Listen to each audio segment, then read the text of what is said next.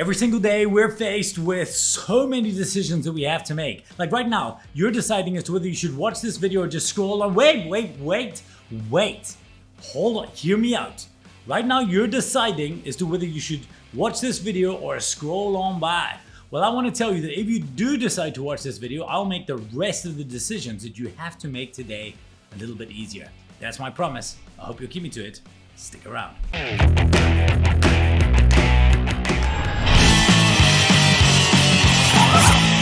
Do you know that some estimates suggest that the average human being makes 35,000 decisions in a day? Now, bear in mind that might be, do I go left, do I go right, which shoe do I put on? Not all decisions are created equal, but the problem is we do go through what is called decision fatigue. In this video, I want to tell you a story that will make you understand how decision fatigue is just such a critical thing. Then what I want to do is I want to share with you 2 workarounds that you can do to make sure that you minimize the amount of decision fatigue that you have in order to make sure that you're making fewer, better decisions. Welcome to intermission. Hey, so this video you're watching now, this is taken from a new talk that I've written on making better decisions. If you think this is something your team could benefit from, then go to getrich.af and maybe book a call with us and let's see if I can help you. All right, back to the show. Okay, so I want you to imagine there are 3 prisoners all applying for parole on this particular day. Prisoner A is in for fraud. They've served 24 months of their 30-month prison sentence. Prisoner B is up for shoplifting. They've spent, 20 months of their 25-month prison sentence. And prisoner C is in for fraud, and they've also spent 24 months of their 30-month prison sentence. All right, so what we can see from this is prisoner A and prisoner C have done very, very similar. They're in for similar crimes. Their circumstances otherwise were very, very similar, and they've done the same sentence so far. Prisoner B is actually in for a lesser sentence than prisoners A and C. And yet, when they go for parole, something funny happens. You see, prisoner A gets his parole hearing early in the morning. He gets granted his parole. No one who speaks German could be an evil man. Parole granted. Prisoner B and prisoner C get their parole hearings later in the day, and both of them are denied. Parole denied! Take him back to his cell. Now, you might say, wow, this is a coincidence. Well, it turns out that a study was done with 1,100 different parole applicants, and it was found that the number one marker for what led to them getting paroled or not is what time of the day their parole hearing was. This is crazy, right? Well, no, it's not.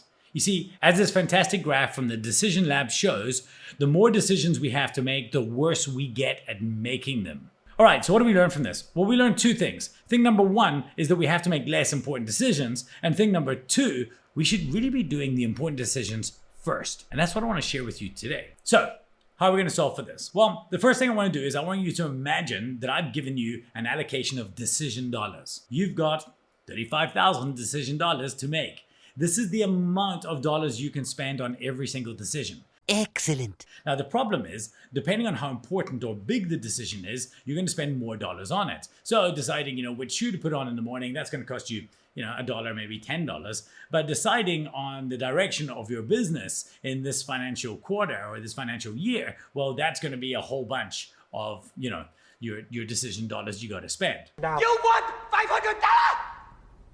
I want $500! So what do we have to do? Well, we have to do 2 things, right? So the first thing we have to do, and the one I want to get into now first, is we have to prioritize when we spend. And the thing is, think about it this way. If you had to buy a whole bunch of stuff, if you could buy a whole bunch of random things, but you had to buy one important thing, what would you budget for first? Right, obviously, you would budget for the big important thing early on, and then with the change you had, you'd go and you'd buy other things. But we don't do that with decisions. What we do with decisions is we make all the small little random purchases first, and then we only have what's left to make the big meaty decisions later in the day. I think we have to flip that in his head. From now on, if you're in a board meeting and you're trying to decide on something important, I want you first to rank the decisions you have to make, and then I want you to make the tough decisions early. This is a good practice on any level, in any meeting. Why? Because often what happens is the big important decisions get relegated to the end of the meeting because they're tough and we kind of don't want to deal with them too early. And then we actually spend too few decision dollars on making those and we make bad decisions. So I want to give you a bit of a personal example here. As some of you may know, I am obsessed with board games. I love them. It's my recreational obsession, my passion, my hobby. If you do want to see my video on hobbies, by the way, I believe that hobbies are the key to happiness. Definitely check it out here. Now, I was chatting to my son about this idea of decision making and decision fatigue. And he was saying, yeah, Dad, it's crazy because anytime we want to play a big board game, like one of our favorites is Sekigahara, we'll only ever play it early in the day. If we try play it later, we get frustrated, the game feels like it's taking too long. This isn't because our brain is tired, because the funny thing is, we can play lots of small games later in the day. It's because the stakes, making big decisions for a high stakes game, and in this case, in a board game, if you're playing a 15-minute game, the stakes are low. If you lose, you'll play it again. But if you're playing one game for 3 hours, the stakes feel high because if you lose, that's your whole evening. So we don't like doing that in the evening. And I've never really figured it out until now. It's because my brain simply runs out of decision-making fatigue, important decision-making dollars late in the day. So if I do want to do that, I need to do it earlier. Anyway, very, very personal, very anecdotal, but very important. So this brings us to tip number 2. Here's the deal. If you want to be better at investing your decision dollars, then you just have to stop spending them on things you don't need. Let me explain. I believe that the way that we can stop having to make decisions is turn decisions into routines. My entire life is a routine. People don't understand, I thought I was supposed to be a creative person. Why do you have so many routines? I actually do believe that the freedom and the framework is important. I think constraints create creativity.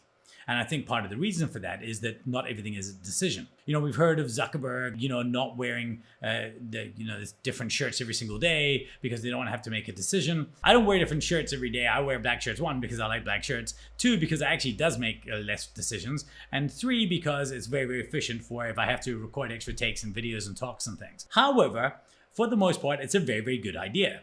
I don't have to give any thought to what I'm wearing in the morning because I'm just going to put on a black t-shirt and, a pair of shorts and things, and away we go. That is one less decision that I have to make. And actually, people do spend a lot of time thinking about what it is that they're going to wear. However, we can extrapolate this out to many, many different things.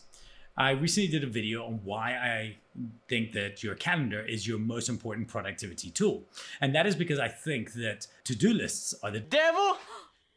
Everything is the devil to you, mama! Now, the reason I felt that to-do lists were the devil is that you're taking time that you have to spend in the future and you're not allocating it. You're just kind of putting it in this big group. But there's another part to that, and that is this idea of decision fatigue. When you look at your to-do list, you get this kind of stress and anxiety about all of the things and items you have to do, and which one should you do first?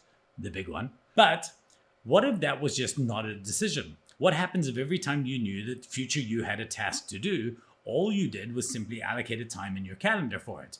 Well, then when you get to that time, you're not making any decisions about what you should do now. You're doing the thing you have to do. Literally, I was sitting downstairs working on a talk, and this ping notification came up at 10 a.m. for me to record today's video.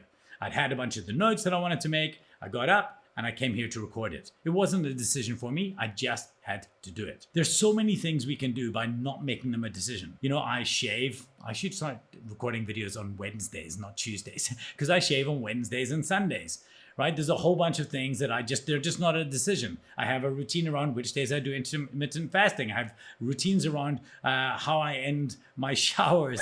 I have routines about so many different things. By the way, that shower thing is not as weird as it sounds, but I'm not going into that here. Okay, I will. It's just about cold water. Never mind. Okay.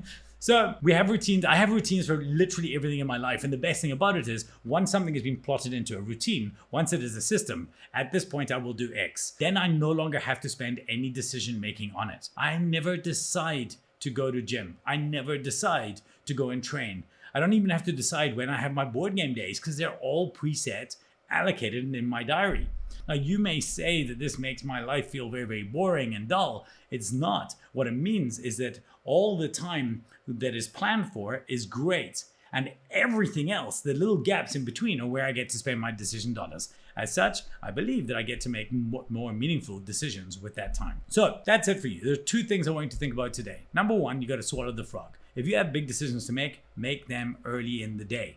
And number 2, Get rid of all the extra decisions and see what decisions you can turn into routines. Routines or rules. I will do this then. And then just don't break the rules. It's that easy. All right, that's it from this one. I hope you found value in it. And I hope you decided to make the decision to watch the end of this video. And now I hope you decide to hit like. I hope you decide to leave a comment. For goodness sake, leave a comment. And I hope you decide to subscribe. Other than that, I hope you decide to have a great fucking day. Lead loud.